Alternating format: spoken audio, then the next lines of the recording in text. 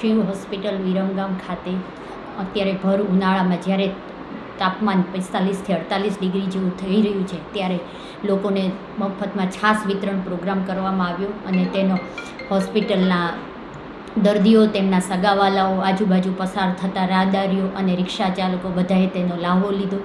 અને આજ પછી 2 દિવસ પછી એક ફ્રૂટ વિતરણ પ્રોગ્રામ અને લીંબુ શરબત પણ વેચવાનો પ્રોગ્રામ રાખવામાં આવેલ છે.